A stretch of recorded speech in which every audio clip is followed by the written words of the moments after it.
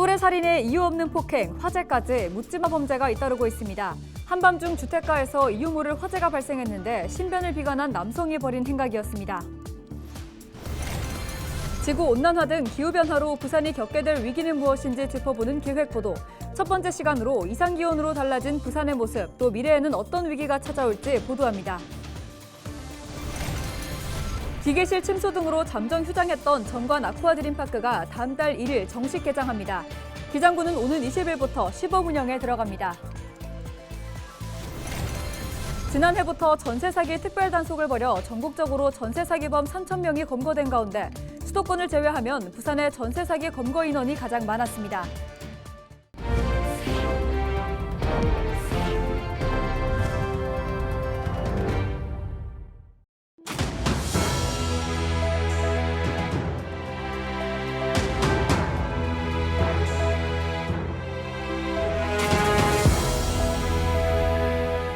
시청자 여러분 안녕하십니까? 헬로티비 부산 뉴스입니다. 한밤중 주택가 골목에 발생한 화재를 경찰이 빠르게 진화한 사실이 뒤늦게 알려지고 있습니다. 당시 출동했던 경찰관들은 주변 상황상 방화를 의심했고 추적 끝에 방화 혐의자까지 검거했습니다. 보도에 김한식 기자입니다. 시내의 한 주택가 골목으로 뛰어가는 경찰. 시민들을 대피시킨 뒤 소화기로 화재를 진압합니다. 소화기 있으면 좀 주세요.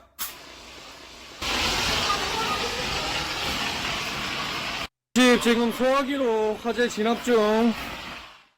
시내의 한 주택가 골목에서 불이 났다는 신고가 접수된 건 지난 5월 17일 자정쯤. 신고를 받고 출동한 경찰이 현장에 도착했을 때는 불길이 담장을 타고 주택으로 옮겨 붙기 직전이었습니다. 담벼락에 쌓여있던 그 쓰레기 더미에서 불길이 많이 치솟고 있었고요. 기름 냄새도 좀 났었고, 이거를 빨리 제압하지 않았으면 불길이 더 크게 번져서 주변 주택가까지 번질 위험이 커서 저희 순찰차에 있던 소화기로 1차 진화를 시작했고, 다행히 경찰의 신속한 대응으로 불은 더 이상 번지지 않았습니다. 하지만 한밤중 쓰레기 더미에서 불이 난 것을 수상하게 여긴 경찰. 주민들에게 상황을 들은 뒤 수색에 들어갔고 현장 주변을 서성이던 남성을 긴급 체포했습니다. 몸 아파요. 알았어요. 빼보세요. 손 좀 빼보세요. 예, 다리 아파요. 알았어요. 놓으세요 그래. 잡고 익힐게요. 놓으시고 말씀하세요. 조사 결과 이 남성은 신변을 비관해 쓰레기 더미에 휘발유를 부은 뒤 불을 지른 것으로 드러났습니다. 경찰은 일반 건물 방화 혐의로 남성을 구속한 뒤 검찰에 송치했습니다. 헬로티비 뉴스 김한식입니다. 헬로티비 부산 뉴스에서는 지구온난화 등 기후변화로 부산이 겪게 될 위기는 무엇인지, 또 대비책은 없을지 함께 고민해보는 시간을 마련했습니다. 오늘은 첫 번째 시간으로 이상기온으로 달라진 모습, 또 미래에는 어떤 위기가 찾아올지 짚어보고자 합니다. 먼저 올해 1월 둘째 주 해운대 춘천 산책로의 모습입니다. 개나리가 피어났고 이 나뭇가지에는 매화가 매달려 있죠. 한겨울인데 최고 기온이 영상 10도를 넘기며 봄꽃이 꽃망울을 터뜨린 겁니다. 일주일 뒤 이기대 앞바다의 모습입니다. 바위에 얼음이 매달려 있는데요. 같은 부산이지만 며칠 만에 기온이 영하 12도까지 떨어지면서 바닷물이 얼어버렸습니다. 오락가락하는 날씨, 원인으로 지목된 건 지구온난화입니다. 지구온난화로 인해서 한반도 주변의 바닷물 온도가 뜨거워짐에 따라서 굉장히 기본적으로 온화한 겨울로 진행을 하다가 갑자기 또 지구온난화에 따른 북극의 어떤 이상고온 현상 때문에 제트기류가 느슨해서 거기 한 번씩 치고 내려올 때는 굉장히 추운. 올해 3월에는 부산의 벚꽃이 평년보다 9일이나 빠르게 폈습니다. 기상청이 개화 관측을 시작한 1921년 이래 102년 만에 가장 이른 개화였습니다. 이례적으로 따뜻한 봄 날씨 때문이었죠. 지난달에는 때이른 무더위가 기승을 부렸습니다. 서울과 대구를 비롯해 동해안 지역까지 5월 초 낮 최고 기온이 30도를 넘겼고 강릉은 관측 역사상 최대치인 35.5도를 기록했습니다. 다가오는 여름에도 물폭탄과 이상고온 걱정이 나옵니다. 지구온난화와 더불어 해수면 온도 변화가 주목되는데요. 지난 3년간은 동태평양의 해수면 온도가 평년보다 낮은 라니냐 현상이 지속됐습니다. 그런데 올해 4월 들어 이 해수면 온도가 급상승하면서 이미 5월부터 엘니뇨가 발달하기 시작했다는 관측입니다. 최근 엘니뇨 라니냐 감시구역의 해수면 온도는 28.6도로 평년보다 0.8도 높은 상태를 보이고 있습니다. 또한 여름철 동안 엘니뇨 라니냐 감수구역의 해수면 온도는 점차 상승하여 엘니뇨 발생 가능성이 높을 것으로 전망하고 있습니다. 엘니뇨 발달 시기 우리나라는 여름철에 남부지방을 중심으로 기온이 평년보다 낮고 강수량은 평년보다 많은 경향성을 보이지만 세계 기후 예측 모델 결과에 따르면 올 여름 기온은 평년보다 높을 확률이 컸습니다. 여전히 남아있는 라니냐의 여파 때문에 지난해와 같은 폭우와 초강력 태풍이 찾아올 수 있다는 가능성도 나옵니다. 자, 이 라니냐 현상이 나타나면 서태평양은 오히려 바닷물의 온도가 평상시보다 더 높게 나타납니다. 그게 지금 유지가 되고 있거든요. 따뜻한 바닷물이 에너지 원인, 이 태풍은 올 여름에 더 강한 태풍이 발생을 하고 우리나라에 접근할 가능성이 높은 여름이 될 것이다. 지구온난화의 영향이 겹칠 경우 기상 상황은 더 극단적으로 바뀔 수 있습니다. 이 지금 전 지구적으로 진행이 되고 있는 지구온난화, 여기에 바닷물의 온도가 따뜻해질 때 더 많은 수증기가 증발이 되고. 지구온난화와 기후변화, 더 먼 미래는 어떨까요? 기상청은 기온 상승으로 60년 뒤 우리나라 기온이 6도 이상 올라 부산을 비롯한 남부지방의 겨울은 아예 사라질 수 있다고 전망했습니다. 기후위기가 시작된 부산, 막을 방법은 있을까요? 헬로티비 뉴스 안수민입니다.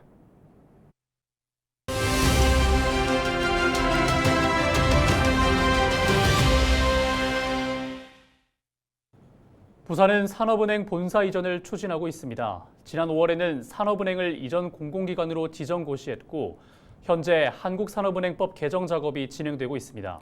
지역 입장에선 공공기관 이전은 지역 소멸을 막고 생존을 위해 사활을 걸고 있는 건데 공공기관 지방 이전, 국가와 지역 균형 발전을 위해 어떤 점을 고려해야 할까요? 지난해 대통령직 인수위 지방균형 발전특위 위원이었던 이기우 인하대 법학전문대학원 명예교수의 이야기를 들어봤습니다.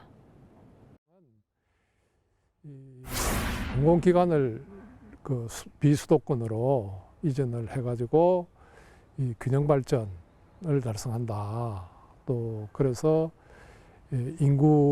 지방의 인구 유출을 막을 뿐만 아니라 오히려 수도권의 인구를 지방으로 분산시키는, 전체적으로 보면 그 인구 분산이라든가 이런 데는 뭐 어느 정도 성과가 있었다. 문제는 2018년부터는 이전하는 인구보다 다시 수도권으로 올라오는 인구가 훨씬 많아지게 되었다는 거죠.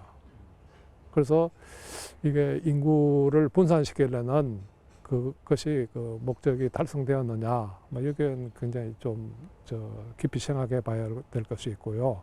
다만 이제 또 긍정적으로 평가되는 건 이런 겁니다. 그 지역 인재들이 그 한 34% 정도 2021년의 경우, 재작년이죠. 한 34% 정도가 지역 인재로 충당이 되었다 이러는데, 그건 그 지역에 사는 사람이니까 인구 분산하고는 관계가 없어요. 전혀 이 대도시로부터 멀리 떨어진 이러한 지역은 그 기대했던 효과가 낮게 나오는 걸로 뭐 이렇게 이제 평가가 돼요. 그 지역의 인프라라든가 또 지역의 특성이라든가 이런 게 안 맞는 지역도 많이 나오고, 또 이 지역 경쟁력도 중요하지만 또 국가 전체의 경쟁력 이런 것도 중요한데, 그것이 그 국가 전체적으로 봤을 때 그 효율성의 면이나 뭐 이런 면에서 이제 떨어지는, 오히려 그 퇴보하는 이제 뭐 그런 경우도 나오고, 또 그것이 지금 또 다른 하나의 그 효율성도 중요하지만 그 균형 발전이라는 이런 면에서 뚜렷한 효과를 가져왔냐 하면 그걸 뭐 그렇게 기대했던 만큼 효과는 못 가져왔거든요.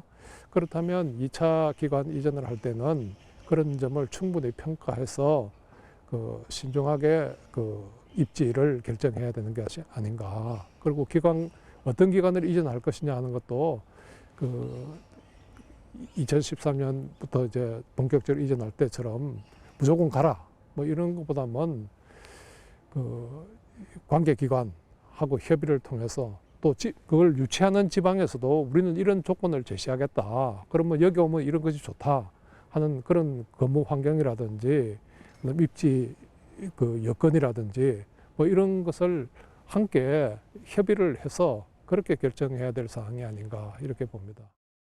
가능하면 수도에 버금가는 그러니까 이제 인구 이전이나 기업의 입지로 보면 그게 생활 환경이라든가 그러니까 예를 들어서 뭐 그 공무원들의 경우 또는 기업들의 임직원의 경우 이런 경우 이제 그 지역을 이전을 하려면 그 지역에 기본적으로 교육, 의료, 문화적인 그런 환경이 조성이 돼야죠. 그게 대부분 그런 여건이 이제 갖춰진 게 대도시 주변이죠. 지역에 있는. 그렇다면 그 지역의 중심지로 이전하는 것이 오히려 그 인구 분산 효과라든지 일자리 창출 이런 쪽에 더 효과적이지 않을까.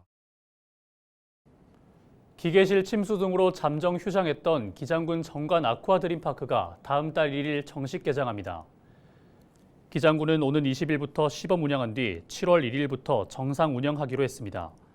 정관 아쿠아드림파크는 개장 이후 2달 만에 기계실이 침수돼 운영이 중단됐으며 이후 10개월간 보수 작업을 벌였습니다. 기장군의회는 조기 개장을 목표로 공사 기간을 무리하게 단축해 사고가 발생했다며 감사원에 감사를 청구했습니다.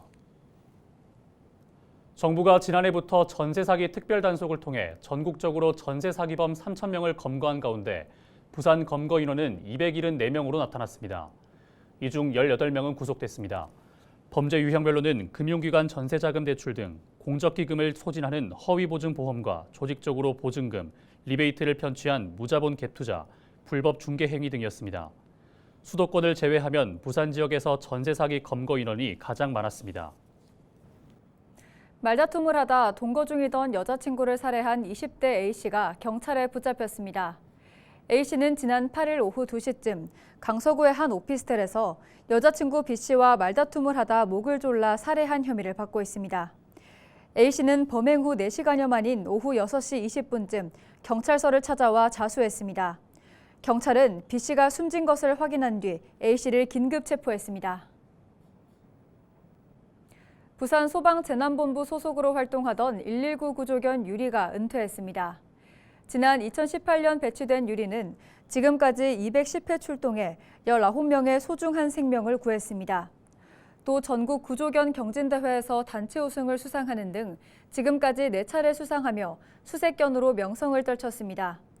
사람 나이로 60살 정도인 유리는 험준한 산악지역에서 활동하는 데 무리가 있다는 판단에 은퇴가 결정됐습니다. 한편 새롭게 배치된 구조견 나래는 리트리버종으로 교육대에서 복합 임무 자격을 취득했습니다. 8일 열린 해운대구의회 제272회 1차 본회의에서 후쿠시마 원전오염수 방류 결정 철회 결의안이 부결됐습니다. 결의안을 대표 발의한 더불어민주당 박지혜 의원은 본회의 표결에서 국민의힘 의원 전원 반대로 결의안이 부결됐다며 강한 유감을 표명했습니다. 지난달 25일 분산에너지 활성화 특별법 제정안이 국회를 통과해 원전 지역 차등 전기요금제 시행이 가능해진 가운데 부산 지역 경제 활성화를 위해 차등 전기요금제 도입에 속도를 내야 한다는 목소리가 나왔습니다.